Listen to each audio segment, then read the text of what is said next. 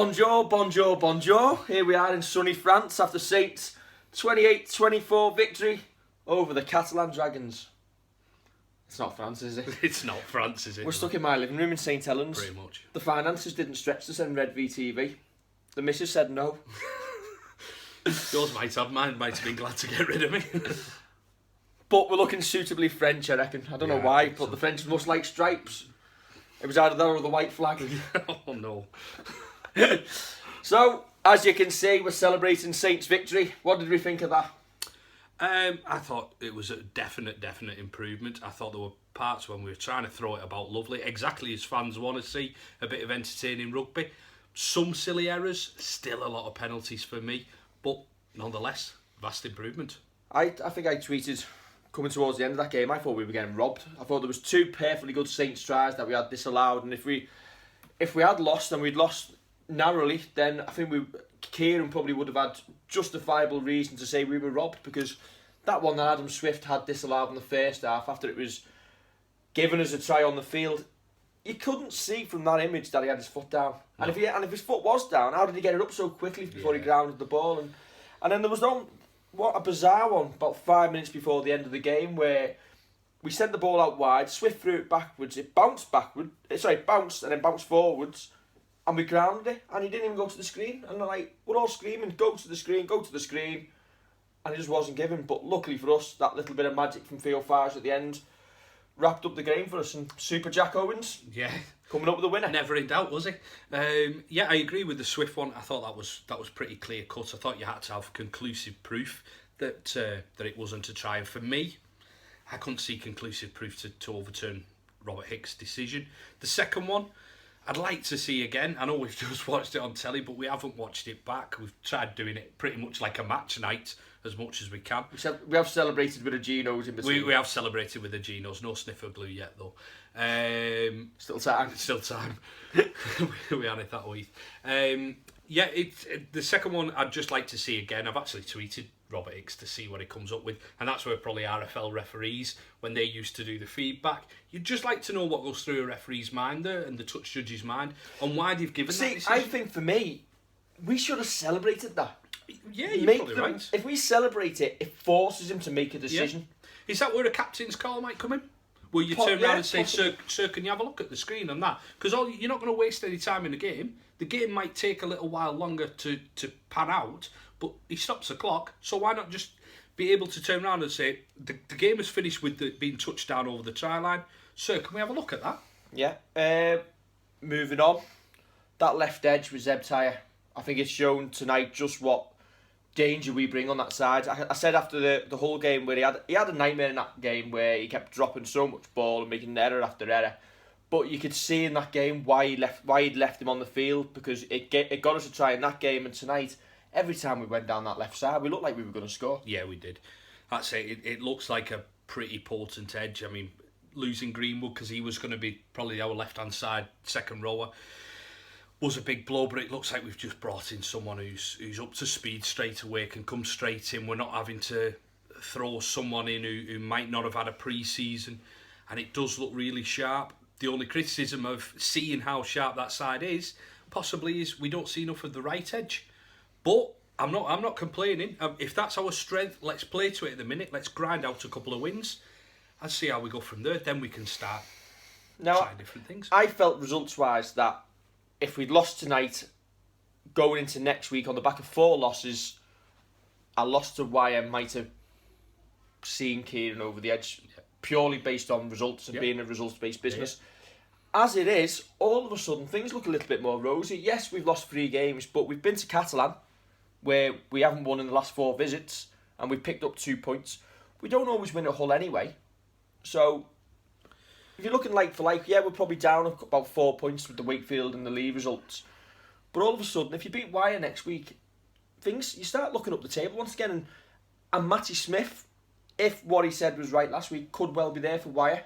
If he's not back next week, probably the game after. And all of a sudden, Kieran gets the players he wants back in that side. And if he's right, and that's what we're missing, all of a sudden, things might look a little bit more rosy. That's it. You can argue that Smith probably would have got us over the line against Wakefield. We scored more tries than Wakefield, didn't we? It was the kicking that night. Yeah, it was the kicking, which I mean, it's bad. Yeah, do you know what? We were awful against Wakefield, and we've gone through that again and again. But at the end of the day, if you've got your first choice kicking and he kicks the goals, we would have won that game. But it is all if buts and maybes. Would Smith be our first choice kicker? I don't think he would.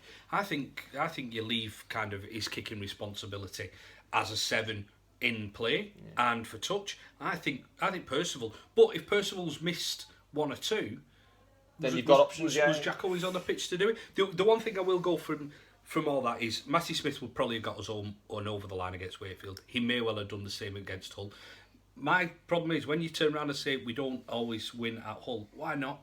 Why don't we always win at Hull? Why can't we expect to go there and at least have? I'm looking at results over the last, say, 4 or 5 years, looking like for like. If you're plotting where your points come, if you beat Warrington home, because last few years we've lost against Warrington quite a few. So if you manage to beat Warrington home, there's another 2 points. Now, outside of Wigan and Cass, that league is much of a muchness. I think it's wide open. I still think it's wide open. I don't think you can write anybody off.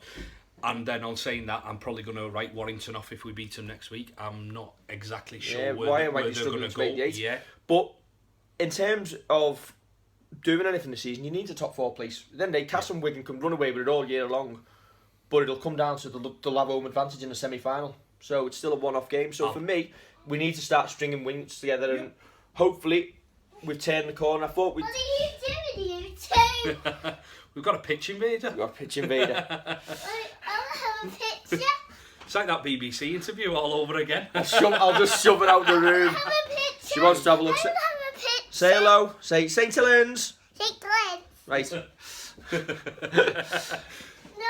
Whatever the BBC can do, Red V can do better. She's been dragged out. But yeah, so for me, things are looking up a bit. You win next week and things are a little bit more back on track and things are a little bit more rosy in the camp. Yep. I thought we'd got back on track a little bit against Hull. The players were obviously still playing for the coach. Yeah. Tonight, that was a good performance. Yeah, I thought it was. I thought we've tried throwing it about. We've tried doing things. A little bit of me does feel sorry for Wilkin. That might be a little bit controversial. He's been asked to do a job that he shouldn't be doing. Job. No, and so that lies at the coach's door. He's plansy. Yeah, well, he is plansy, isn't he? He dropped Danny Richardson. Yeah. It didn't work out last week, but it's got him the result tonight. Yeah. Whether that's down to John Wilkin or not. I don't think John Wilkins had necessarily a bad game tonight. I'm not couple of stupid errors, but yeah, a couple of silly errors. But that's it. He's been asked to do a job that isn't his position. He can only, if he's asked to kick the ball, if he's asked to kick on the last, if he's asked to be the first option, he does it. You don't go against what your boss tells you to. I've seen fans on social media saying, "Oh, John should be saying, no, I don't want to play there." You don't do that. No. Anybody who plays sport, you just want to be in the team. Yeah. If somebody said to John Wilkin, "You're playing prop forward this week," you put your hand up and you play prop forward. So, is he doing a captain's job? He's doing what he's being asked to do. Yeah. I'm sure John Wilkin himself doesn't want to play scrum half. Yeah. You know, he probably tries to, but he isn't. But that's it. But John Wilkin isn't anywhere near our.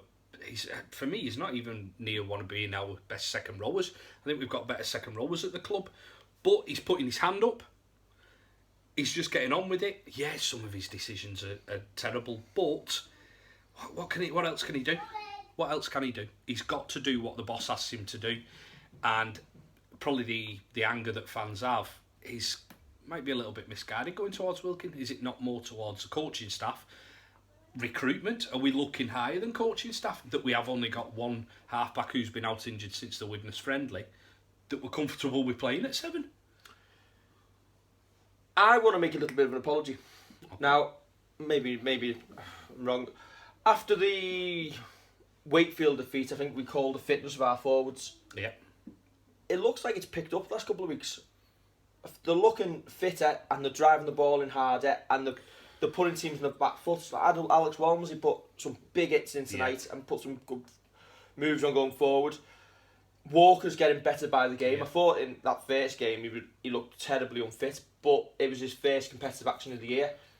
He's making inroads now, and we're looking stronger in the pack. Yeah, it's probably match sharpness that for Walker. And as far as the forwards go, Have they been found out a little bit and they've had a look at them and thought, well, they aren't quite fit enough Or not aggressive enough. or not aggressive enough, and they've been... Because traditionally, Catalan pack bullies you. Yeah. Now, I know they were missing players tonight, but we've stood up to them. You can only play against who's put out there, can't you?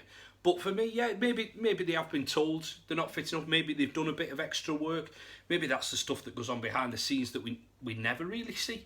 And they have put a little bit more fitness work in, and it's obviously paid dividends tonight, because I thought Walmsley was fantastic tonight. Right, I'm going to end this video Just in case we have another. with Tommy Makinson's big hit. Oh yes. Boom! Probably one of the best hits I've seen from a Saints fullback in a long time. It was perfect timing. I remember Wello did one a couple of years back, just waiting for the fullback to get the ball and absolutely hitting him. And I think, as you said when we were watching the game, that's the type of thing where the ball could come free and you could score a try. As it was, we got the ball back and we kept on building the pressure. Absolutely fantastic hit. Right. Onwards we move to Warrington next week. Hopefully get another 2 points on the board and start rising that table. Don't forget to comment, like, subscribe, and join us on the Red V forum. And if you want to join in, instead of me doing this next week, underneath the Kieran Cunningham statue after the match, please take over. I'm sick of having to watch myself on this. See you later.